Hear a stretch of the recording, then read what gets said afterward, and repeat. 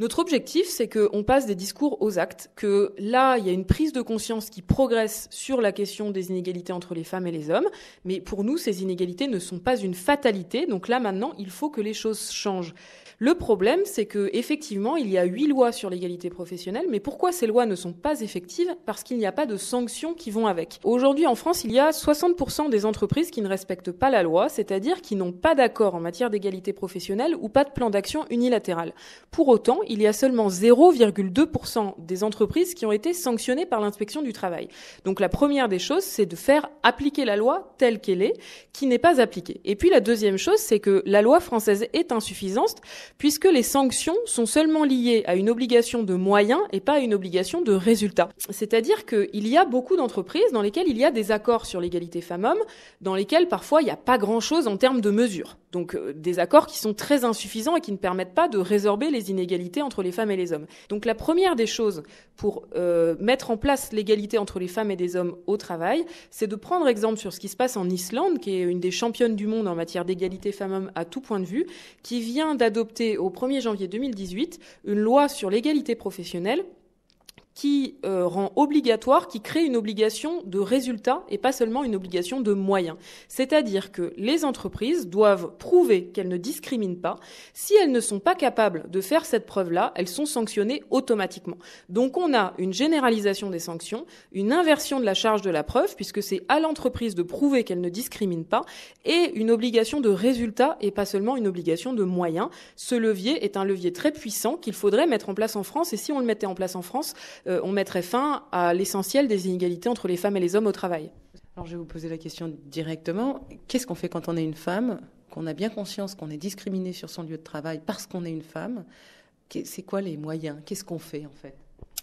Eh bien, la première des choses, c'est de connaître ses droits. Donc, c'est pour ça que la CGT met à disposition un site qui s'appelle égalité-professionnelle.cgt.fr qui permet aux femmes de connaître leurs principaux droits en matière de maternité et de parentalité, de discrimination, d'embauche ou de carrière par exemple, de sexisme et de violence. Ensuite, une fois qu'on a identifié ces droits et le non-respect éventuel de ceux-ci, il faut aller voir un syndicat pour pouvoir rentrer dans un cadre collectif pour être défendu. Parce que se défendre tout seul face à son employeur, c'est en général mission impossible.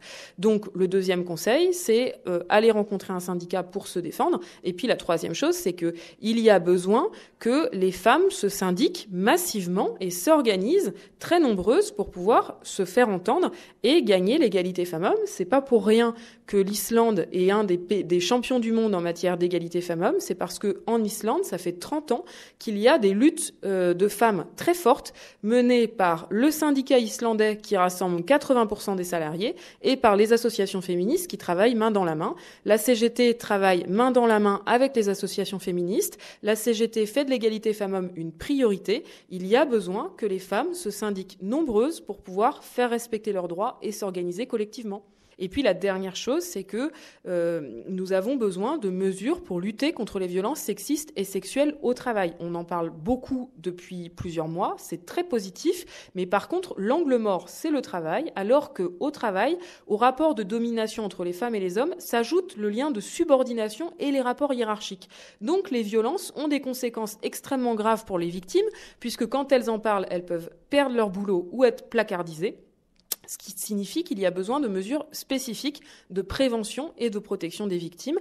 Nous proposons par exemple tout simplement qu'il y ait chaque année une heure de sensibilisation obligatoire pour tous les salariés sur la question des violences sexistes et sexuelles. On les rassemble, on leur explique qu'est-ce que c'est que le harcèlement sexuel, qu'est-ce que c'est qu'une agression sexuelle, qu'est-ce que c'est qu'un viol, quelles sont les sanctions si on fait ça en entreprise, quelle est la procédure si on est témoin ou victime, de façon à ce que les victimes cessent d'être isolées et à ce que, comme on le dit, la honte change de camp et que dès que ce type de comportement se produise en entreprise, tout de suite la victime bénéficie de la solidarité du collectif du travail, d'une protection automatique de l'employeur et que les agresseurs soient sanctionnés. Mais comment on fait pour installer ça ? Parce que ça paraît très logique, donc comment on fait ? Eh bien, il faut tout simplement une loi. C'est-à-dire que l'essentiel de ces mesures, pour qu'elles soient obligatoires, il faut que ça passe par des lois qui rendent ces dispositions obligatoires et qui, si elles ne sont pas mises en œuvre, mettent en place des sanctions. C'est comme ça qu'on a fait sur la sécurité routière. Ça a plutôt bien fonctionné.